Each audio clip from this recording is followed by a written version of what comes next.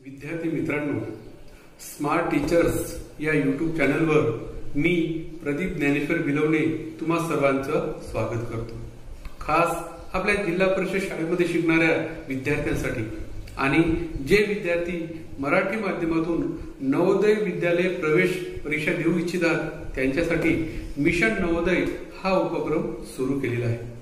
तेव्हा तुम्ही सर्वांनी माझ्या या चॅनलला सबस्क्राइब करून यावर तुमच्यासाठी मी जे रोज नवनवीन व्हिडिओ पाठवत आहे ते व्हिडिओ तुम्ही सर्वांनी नक्की पहा। माझे हे व्हिडिओ विद्यार्थ्यांसाठी तर आहेतच, सोबतच पालक सुद्धा हे व्हिडिओ पाहून आपल्या मुलांना मार्गदर्शन करू शकतात। तेव्हा तुम्ही सर्वांनी हे व्हिडिओ नक्की पाहत चला। जर तुम्हाला माझे हे व्हिडिओ आवडत असतील तर तुम्ही सर्वांनी या व्हिडिओला लाईक करत चला आणि हे व्हिडिओ आपल्या मित्रांना शेअर करा। आणि तुमच्या काही सूचना असतील तर त्या सूचना तुम्ही सर्वांनी मला कॉमेंटमध्ये जरूर कळवा। पुढच्या व्हिडिओमध्ये मी त्या सूचनांचा नक्की समावेश करेन, त्या सूचनांचं पालन करेन। चला तर मग आता आपण आपल्या आजच्या व्हिडिओला सुरुवात करूया। आजचा विषय आहे गणित, घटक क्रमांक 9, अंतर, काळ आणि गती यांचे मापन। विद्यार्थ्यांनो, सर्वप्रथम आपण या घटकावरील महत्त्वाचे मुद्दे समजून घेऊया। सर्वात पहिला मुद्दा आहे वेळ, अंतर आणि वेग यामधील संबंध पुढील सूत्राने स्पष्ट होतो। अंतर बरोबर वेग गुणिले वेळ। येथे वेळ हा शब्द काळ या अर्थी वापरला आहे। विद्यार्थ्यांनो, तुम्हाला अंतर, वेग आणि वेळ यावर आधारित जर प्रश्न विचारले तर या ठिकाणी देण्यात आलेला हा जो सूत्र आहे हा सूत्र तुम्ही सर्वांनी कायम लक्षात ठेवा।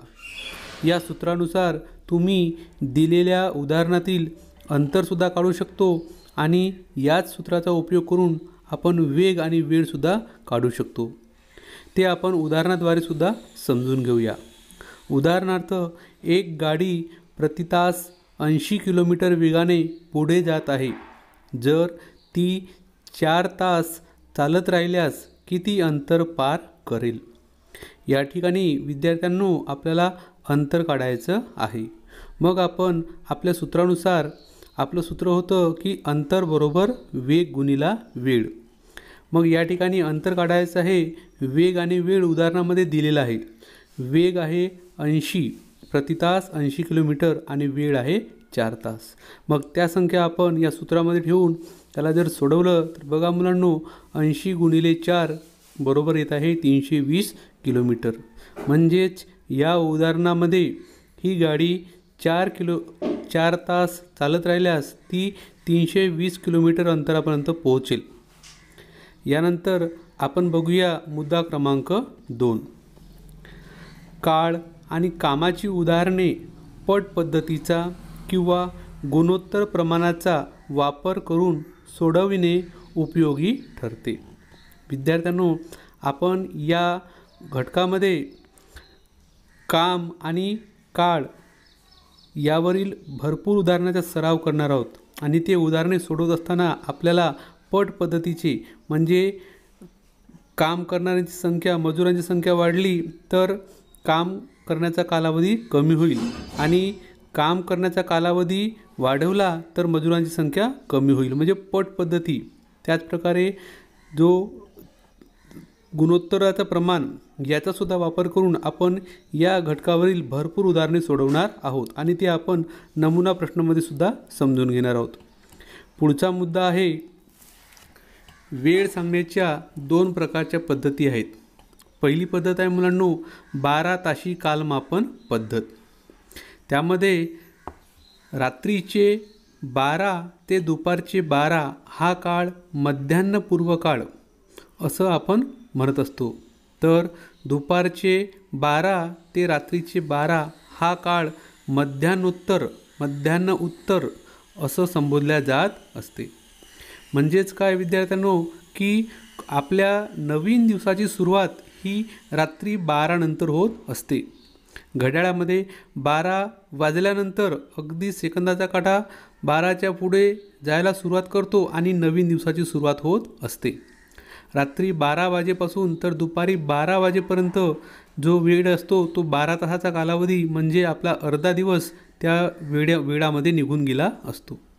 आणि उरलेला अर्धा दिवस, कारण एक दिवस हा 24 तासाचा असतो, उरलेला अर्धा दिवस हा दुपारी 12 ते पुन्हा रात्री 12पर्यंतच्या कालावधीमध्ये असतो. हेच आपण मुद्दा क्रमांक 3 मध्ये आणखी नीट समजून घेऊया की 24 ताशी कालमापन पद्धतीमध्ये वेळ सांगत असताना तो वेगळ्या पद्धतीने सांगत असतो. आणि ही 24 ताशी कालमापन पद्धत आपण दैनंदिन जीवनात जरी फार उपयोगी आणत नसलो तरी रेल्वे, बस या ठिकाणी आणि आणखी काही ठिकाणी आपल्याला या 24 ताशी कालमापन पद्धतीचा वापर केलेला दिसून येतो. 24 ताशी कालमापन पद्धतीमध्ये वेळ काढणे फार अवघड नाही. म्हणजेच उदाहरणार्थ जर 4 वाजले असे आपल्याला जर 24 ताशी कालमापन पद्धतीमध्ये सांगायचं आहे, मध्यान्ह उत्तर 4 वाजले म्हणजेच आपण त्याला सायंकाळचे 4 वाजले असं जर 24 ताशी कालमापन पद्धतीमध्ये जर आपल्याला सांगायचं आहे तर आपण काय करायचं आहे, त्या 4मध्ये 12 ताशी कालमापन पद्धतीतले 12 मिळवायचे आहेत. म्हणजेच 12 अधिक 4 बरोबर होणार आहेत 16. म्हणजेच आपण म्हणू शकतो की सायंकाळचे मध्यान्ह उत्तरचे 4 वाजले म्हणजेच 24 ताशी कालमापन पद्धतीमध्ये 16 वाजलेले आहे. अशा प्रकारे 12 ताशी आणि 24 ताशी कालमापन पद्धतीमधील वेळ कसा काढावा लागतो हे सुद्धा आपण उदाहरणाद्वारे समजून घेणार आहोत. त्यासाठी हा व्हिडिओ तुम्ही शेवटपर्यंत पूर्ण बघा. पुढील मुद्दा आहे दिनदर्शिका. मुलांनो, आपल्या सर्वांना माहीत आहे की एका वर्षामध्ये 365 दिवस असतात. मग हे सुद्धा तुम्हाला माहीत आहे की एका आठवड्यामध्ये 7 दिवस असतात. आणि म्हणून मग एका वर्षामध्ये किती आठवडे होतील याकरता आपण 365 भागिले 7 हा भागाकार करू शकतो. आणि ही केल्यानंतर आपल्याला उत्तर मिळते 52 आठवडे आणि 1 दिवस. म्हणजेच काय मुलांनो की एखाद्या वर्षामध्ये 1 जानेवारी या दिवशी जर बुधवार असेल तर त्याच वर्षामध्ये 31 डिसेंबर या तारखेलासुद्धा बुधवारच येत असतो. फक्त या ठिकाणी आणखी एक गोष्ट तुम्ही सर्वांनी लक्षात घ्या, ती लीप वर्षाच्या बाबतीत.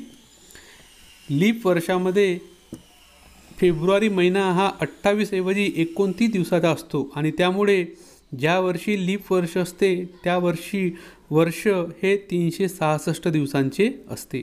म्हणजेच 52 आठवडे आणि 2 दिवस. आणि त्यामुळे लीप वर्षामध्ये 1 दिवस हा काय होत असतो मुलांनो, अधिकचा वाढत असतो. म्हणजेच 1 जानेवारी रोजी जर रविवार होता तर 31 डिसेंबर 2000 जो कोणता वर्ष असेल त्या वर्षी रविवार न येता त्याऐवजी 1 दिवस पुढचा म्हणजे सोमवार येत असतो. त्याचप्रकारे तुम्ही आणखी एक गोष्ट लक्षात घ्या की कोणत्याही वारी म्हणजे पुढील तारखेचा आपल्याला वार जर काढायचा असेल तर कोणत्याही वारी येणाऱ्या लगतच्या तारखांमध्ये 7 दिवसाचा फरक असतो. म्हणजेच एका सोमवारी एखाद्या महिन्याची 5 तारीख असेल तर त्या महिन्याच्या 5 अधिक 7 12, 12 अधिक 7 19 आणि 19 अधिक 7 26 तारखांना देखील सोमवारच येईल. अशा प्रकारे आपण एखाद्या महिन्यातील किंवा 2 महिन्यातील अंतरामध्ये दिवसाच्या अंतरामध्ये कोणता वार असेल हे सुद्धा आपण काढू शकतो. या सर्व महत्त्वाच्या मुद्द्यांच्या स्पष्टीकरणानंतर आता आपण यावरील उदाहरणांचा म्हणजेच नमुना प्रश्नांचा सराव करून घेऊया. नमुना प्रश्न आता आपण या ठिकाणी समजून घेऊया. तर पहिला प्रश्न आहे बघा, एक बस डेहराडूनला जाण्यासाठी दिल्लीहून सकाळी 10:15ला निघाली. प्रवास पूर्ण होण्यास 6 तास 30 मिनिटे लागली, तर बस डेहराडूनला किती वाजता पोहोचली? या प्रश्नाचं स्पष्टीकरण या ठिकाणी दिलेलं आहे. हे तुम्हाला वाचून सुद्धा समजेल आणि हे आणखी नीट तुम्हाला समजावं याकरता मी स्पष्टीकरण सांगत आहे. ते तुम्ही सर्वांनी काळजीपूर्वक ऐका. तर विद्यार्थ्यांनो, या प्रकारचे उदाहरण सोडत असताना आपण सुरुवातीला कोणकोणत्या बाबी दिल्या आहेत ते थोडंसं काळजीपूर्वक समजून घ्या. तर सुरुवातीला बसचा निघण्याचा कालावधी बघा, सकाळी 10:15 ही बस निघालेली आहे आणि तिचा प्रवासाचा कालावधी किती आहे मुलांनो, एकूण 6 तास 30 मिनिटे. म्हणजेच आपण काय करणार मुलांनो, या 10:15 हा जो प्रवासाचा कालावधी आहे 6 तास 30 मिनिटे हे आपण त्याच्यामध्ये काय करणार, मिळवणार आहोत, म्हणजे बेरीज करणार आहोत. म्हणजेच या ठिकाणी बघा विद्यार्थ्यांनो, आपल्याला बेरीज करून दाखवलेली आहे. घड्याळीचा निघण्याचा कालावधी होता 10:15 आणि प्रवासाचा कालावधी आहे 6 तास 30 मिनिटे. म्हणजे एकूण वेळ झाला बघा मुलांनो, या दोघांची बेरीज केली तर 5 + 0 5, 1 + 3 4 आणि 0 + 6 6 आणि हा एक जसाचा तसा, म्हणजे 16 तास 45 मिनिटे. म्हणजेच आता आपलं जे उत्तर आलेलं आहे ते आहे 16 तास 45 मिनिटे. 16 तास 45 मिनिटे असं उत्तर आलेलं आहे. आता हे जे उत्तर आलं आहे विद्यार्थ्यांना, हे 24 तासी घड्याळानुसार आलेलं आहे. म्हणजे 24 तासाच्या घड्याळीमध्ये हा जो वेळ झाला असेल 16 तास 45 मिनिटे, या वेळेला ती बस डेहराडूनला पोहोचलेली असेल. पण हा जो वेळ आहे 16 तास 45 मिनिटे, हा वेळ आपल्या या उदाहरणातील पर्यायामध्ये दिलेला नाहीये. या ठिकाणी देण्यात आलेला वेळ हा बघा, दुपारी 4:15, दुपारी 4:30, म्हणजेच 12 तासी घड्याळामध्ये जो वेळ दिला असतो तशा प्रकारे दिलेला आहे. मग या वेळाला आपण 12 तासाच्या घड्याळीमध्ये कसं बदलवणार? अगदी सोपं आहे विद्यार्थ्यांनो. कोणताही वेळ दिला असेल 24 तासी घड्याळीनुसार जो वेळ दिला असतो त्या वेळातून आपण काय करायचं, फक्त 12 तास वजा करायची. हे 12 तास असं वजाबाकी करून घ्यायचं. म्हणजे आपल्याला हे वजाबाकी केल्यानंतर जो वेळ मिळतो तो 12 तासाच्या घड्याळीनुसार मिळत असतो. म्हणजे बघा मग काय होईल वजाबाकी, 5 मधून 0 गेला तर 5, 4 मधून 0 गेला तर 4, 6 मधून 2 वजा केले तर 4 आणि 1 मधून 1 वजा केला तर 0. म्हणजेच 4:45 मिनिटे. 4:45 मिनिटे. आणि ही बस जेव्हा सकाळी निघाली तेव्हा 4:45 मिनिटांनी ही कोणती वेळ असेल मुलांनो, 6 तासानंतर दुपारी 4:45. म्हणजे पर्याय क्रमांक सी हे आपलं उत्तर असणार आहे. आणि म्हणून या ठिकाणी बघा सी हे वर्तुळ रंगवलेलं आहे. विद्यार्थ्यांनो, तुम्हाला सुद्धा उत्तर पत्रिकेमध्ये ज्या प्रकारे इथं हा पर्याय रंगवलेला दिसतो, अगदी व्यवस्थित तो वर्तुळ रंगवलेला आहे, त्या प्रकारे तुम्ही सुद्धा उत्तर पत्रिकेमध्ये काळ्या अथवा निळ्या पेनाने या प्रकारे वर्तुळ रंगवायचं असते. नमुना प्रश्न क्रमांक 2. एका वर्षी 1 एप्रिल सोमवारी होता, तर त्याच वर्षी 18 एप्रिलला कोणता दिवस असेल? तर बघा विद्यार्थ्यांनो, यामध्ये आपल्याला काय दिलेलं आहे की एप्रिल महिन्यातील 1 तारखेचा वार दिलेला आहे. एप्रिल महिन्यातील 1 तारखेला सोमवार हा दिवस होता आणि त्याच वर्षी आणि त्याच महिन्यात म्हणजे एप्रिल महिन्यातच 18 तारखेला कोणता वार असेल हे आपल्याला काढायचं आहे. हा प्रश्न अतिशय सोपा आहे आणि जे आपण महत्वाच्या मुद्द्यामध्ये सुद्धा सांगितलं की 2 तारखेच्या दरम्यान जर आपल्याला वार काढायचा असेल तर काय करायचं बघा मुलांनो, की 1 तारखेला जर सोमवार होता तर याच्यामध्ये आता बघा पुढे 7 मिळवायचं. 1 + 7 किती होतात विद्यार्थ्यांनो, 8. म्हणजे 8 तारखेला सुद्धा काय असेल, सोमवार असेल. नंतर 8 + 7 15. 15 तारखेला सुद्धा सोमवार असेल. 15 + 7 22. तर आपण आता पुढे न जाता बघा 15 तारखेचा आपल्याला वार मिळालेला आहे सोमवार. 15 तारखेचा वार काय मिळाला विद्यार्थ्यांनो, सोमवार. आणि 18 तारीख ही 15च्या आत अगदी जवळ आहे. म्हणजे आपण इथं असं पण करू शकतो की 16, 17 आणि 18 असं आपण समजण्यासाठी लिहून घेऊ शकतो. अन्यथा तुम्ही बोटावर सुद्धा करू शकता, तुमच्या वार लक्षात राहतेच. तर सोमवार इथं काय येईल बघा मुलांनो, मंगळवार. 16 तारखेला वार असेल मंगळवार. 17 तारखेला असेल बुधवार. आणि आपल्याला विचारलेला आहे 18 तारीख. 18 तारखेला कोणता वार असेल विद्यार्थ्यांनो, गुरुवार असेल. अशा प्रकारे आपण त्याच महिन्यातील 2 तारखांमधला एका तारखेचा जर वार दिला असेल तर पुढच्या तारखेचा वार काढू शकतो. आपलं उत्तर असणार आहे गुरुवार. आणि गुरुवार हा पर्याय क्रमांक ए या ठिकाणी दाखवलेला आहे. आणि म्हणूनच आपल्या उत्तरामध्ये सुद्धा पर्याय क्रमांक ए हे रंगवलेलं आहे. नमुना प्रश्न क्रमांक 3. या रेल्वे स्थानकावरून एक गाडी सकाळी 8:40 या वेळेला सुटते. दुसरी गाडी 6 तासानंतर या रेल्वे स्थानकावरून सुटते. दुसऱ्या गाडीची स्थानकावरून सुटण्याची वेळ आहे. नमुना प्रश्न क्रमांक 1 प्रमाणेच या प्रश्नाचं उत्तर सुद्धा आपल्याला काढावं लागणार विद्यार्थ्यांनो. आपल्याला वेळ दिली आहे बघा एका गाडीची की ती सकाळी 8:30 वाजता सुटते आणि नंतर दुसरी गाडी ही 6 तासानंतर त्याच रेल्वे स्थानकावरून सुटते. तर त्या दुसऱ्या गाडीची आपल्याला वेळ सुटण्याची वेळ काढायची आहे. म्हणजेच ही जी वेळ आहे या वेळेमध्ये आपल्याला जो कालावधी आहे त्या दोन गाड्यांच्या सुटण्यामधला जो फरक असेल 6 तासाचा तो आपल्याला याच्यामध्ये मिळवायचा आहे.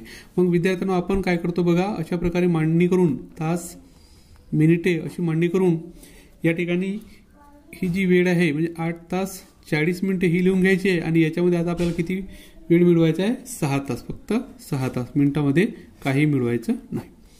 हे बेरीज करूया आपण विद्यार्थ्यांनो बघा.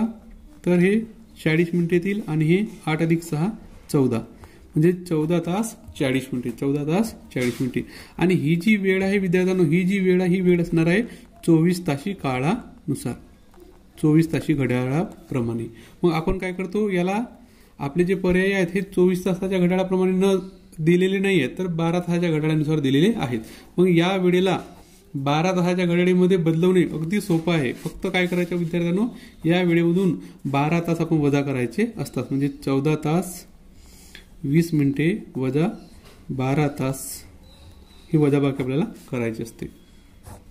इथं काय बघा, हे 20 मधून बघा विद्यार्थ्यांनो या ठिकाणी 40 पाहिजे होतं, 14 वाजून 40 मिनिटे म्हणजेच 40 मधून काही नाही गेलं तर 2 वाजून 40 मिनिटे, 2 वाजून 40 मिनिटे आणि 2 वाजून 40 मिनिटे हे उत्तर आपल्याला पर्याय क्रमांक बी या ठिकाणी दिसत आहे.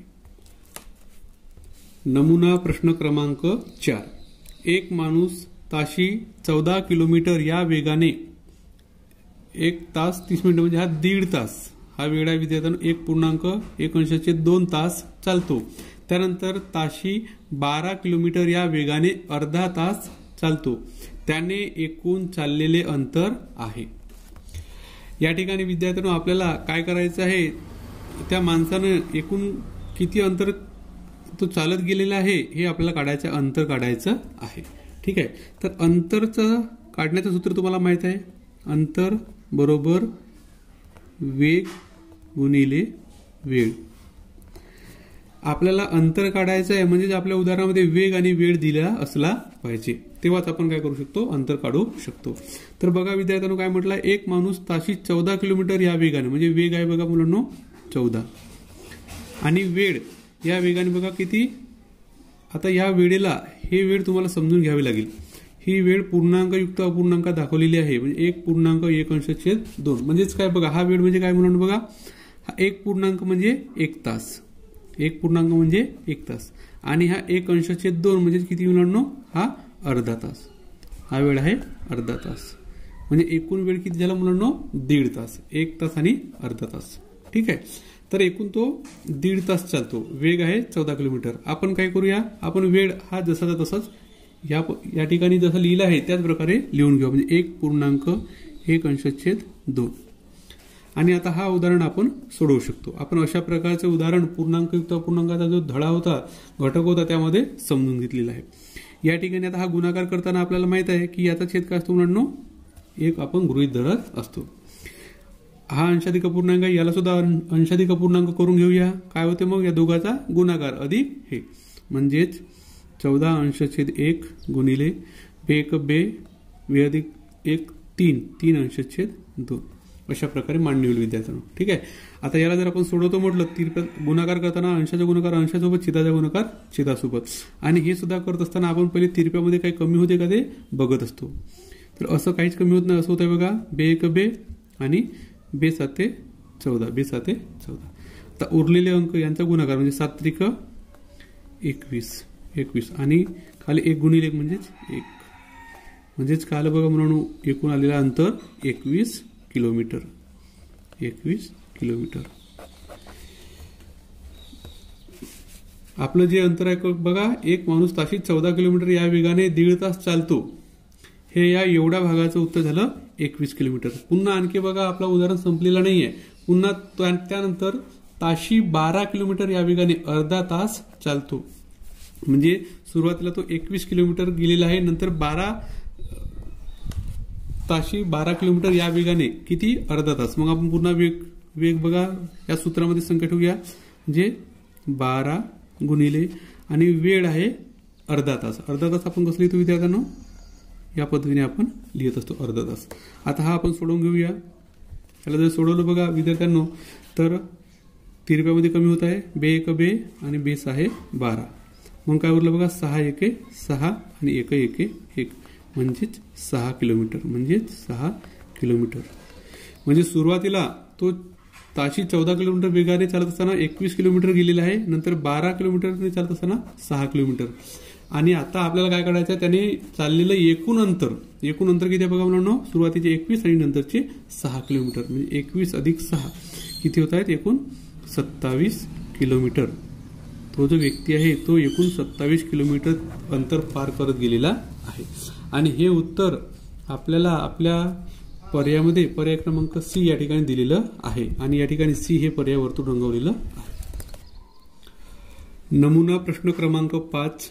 एक बस दिल्लीहून अमृतसरला जाण्यासाठी सकाळी 6:45 वाजता सुटली. त्याच दिवशी संध्याकाळी 7:50 वाजता पोहोचली.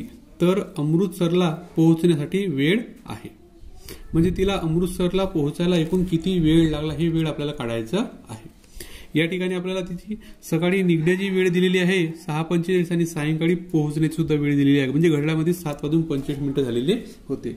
तर या दरम्यान या बसने एकूण किती वेळ प्रवासाला तिला लागला हे आपल्याला काढायचं आहे. आणि हे प्रश्न सोडवत असताना विद्यार्थ्यांनो हा जो प्रश्न सोडवत असताना आपण काय करणार आहोत? एक सोपी पद्धत वापरणार आहोत. आणि ती पद्धत 2 टप्प्यामध्ये आहे. म्हणजे बघा मुलांनो तिची सकाळी निघण्याची वेळ आहे बघा सकाळी 6:45 आणि ती पोहोचली किती वाजता बघा मुलांनो? संध्याकाळी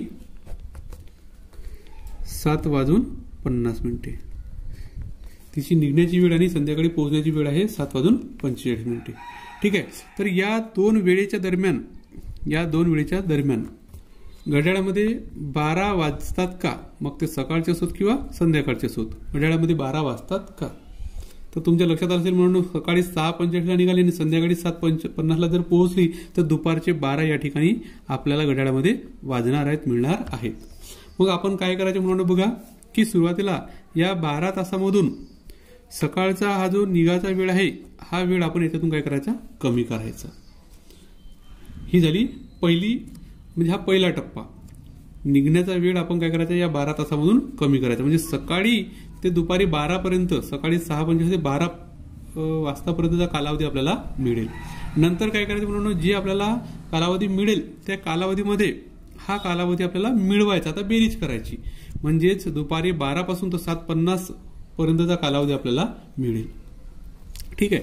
मग पहिल्या सांगितल्याप्रमाणे आपण काय करूया? हा कालावधी वजा करूया. म्हणजे 12 वाजेमधून 6:45 आपण वजा करूया बघा म्हणून. ही वजाबाकी करत असताना तर तुम्हाला सर्वांना तास आणि मिनिटाची वजाबाकी करता येते. तास आणि मिनिट यांची वजाबाकी करता येते. तर तुम्हाला लक्षात आलं असेल की 00 मिनिटामधून 45 मिनिटं जाणार नाही. मग आपण काय करणार विद्यार्थ्यांनो? या तासकडून 1 तास उसना घेणार. इकडे 1 तास उसना घेतला म्हणजे किती? 60 मिनिटे आपण घेतलेले आहेत. किती मिनिटं घेतले आपण? 60 मिनिटं घेतलेले आहेत. आणि इकडे 60 मिनिटं झाली की इथं 1 तास कमी होऊन इथं किती तास राहतील म्हणून? 11 तास शिल्लक राहतील. तास आणि मिनिटाची वजाबाकी तुम्हाला याच्या अगोदर आपण अभ्यासक्रमामध्ये समजून घेतलेली आहे. मग 60 मिनिटामधून 45 मिनिटाचा वजा करूया. 0 मधून 5 जात नाही. 10 मधून 5 गेले तर 5 आणि 5 मधून 4 गेला तर 1 म्हणजे 15 मिनिटे. आणि 11 तास मधून 6 तास वजा केले तर किती होतं मुलांनो? 5 तास 15 मिनिटे. म्हणजे बघा मुलांनो की सकाळी 6:45 ते दुपारी 12 वाजेपर्यंतचा कालावधी आहे 5 तास 15 मिनिटे. नंतर याच्यामध्ये आपण काय करायचं मुलांनो? हा पहिला टप्पा झाल्यानंतर आपण ही जी वेळ आहे ही वेळ याच्यामध्ये मिळवायची असते. म्हणजे बेरीज करायची. म्हणजे 5 तास 15 मिनिटे अधिक 7 तास 50 मिनिटे याची बेरीज करायची. तर बघा मग काय होत आहे? 5 अधिक 1 6 7 अधिक 5 12 म्हणजे 12 तास 65 मिनिटे. एकूण किती वेळ होता बघा म्हणून? 12 तास 65 मिनिटे. आता तुम्हाला एक लक्षात आलं असेल की 65 मिनिटे असं आपण कालावधी कधी सांगत नाही. या 65 मिनिटाचे आपण काय करणार? तास तासामध्ये रूपांतर करणार. आणि याचे मग तासामध्ये रूपांतर करणं म्हणजे यातून 60 मिनिटे कमी करणे. 60 मिनिटं कमी केले तर इथं किती मिनिटं शिल्लक राहतील? 5 मिनिटं. आणि याच्यातले 60 मिनिटं इकडे गेले म्हणजे 1 तास इकडे गेला तर इकडे होतात मुलांनो 13 तास आणि 5 मिनिटे. आपलं जे उत्तर असणार आहे आता शेवटचं ते असणार आहे 13 तास 5 मिनिटे. म्हणजेच त्या बसला अमृतसरला पोहोचण्यासाठी एकूण किती वेळ लागलेला आहे? 13 तास 5 मिनिटे वेळ लागलेला आहे. आणि 13 तास 5 मिनिटे हा कालावधी आपल्याला पर्याय क्रमांक बी या ठिकाणी दिलेला आहे. प्रश्न क्रमांक 6. एका प्रवासाच्या प्रारंभी गाडीच्या ऑडोमीटरवर 678.3 किमीचा आकडा येतो. प्रवासाच्या अखेरीस ऑडोमीटरवर 913.5 किलोमीटरचा आकडा येतो. या प्रवासामध्ये गाडीने मार्गक्रमण केलेले अंतर होते. तर अतिशय सोपा प्रश्न आहे मुलांनो. आपल्याला एक गाडी असते आणि गाडीच्या तुम्हाला ज्याला आपण स्पीडोमीटर किंवा ऑडोमीटर म्हणतो त्याच्यावर अशा प्रकारे काय दाखवलेलं आहे? अंतर. म्हणजे सकाळी जेव्हा ती गाडी निघाली, तिने त्या गाडीने जेव्हा प्रवासाचा प्रारंभ केला तेव्हा त्या गाडीवर अशा प्रकारे हा अंक दिसत होता. नंतर ती गाडी प्रवास केल्यानंतर शेवटी त्या गाडीच्या ऑडोमीटरवर आपल्याला हा अंक दिसून येत आहे. तर या दरम्यान या गाडीने एकूण किती अंतर पार केलं असेल, किती मार्गक्रमण केलं असेल ते आपण काढायचं आहे. तर याच्यासाठी अगदी सोपं आहे की शेवटचा हा जो आपल्याला अंतर दिलेला आहे याच्यातून आपण सुरुवात ज्या अंकापासून झाली होती तो आपण काय करणार? वजाबाकी करणार. म्हणजे काय होईल बघा म्हणून की 913.5 वजा 678.3 हे वजाबाकी आपण करून घेणार. मग आता बघा वजाबाकी करूया. 5 मधून 3 गेले तर 2, दशांचिन्ह देऊया जसं तसं. 13 मधून 8 गेले 5, 10 मधून 7 गेले तर 3, 8 मधून 6 वजा केले तर 2. म्हणजेच 235.2 किलोमीटर. 235.2 किलोमीटर. आणि हे अंतर आपल्याला हे जे अंतर आहे हे आपल्याला पर्याय क्रमांक डी या ठिकाणी दिलेलं आहे.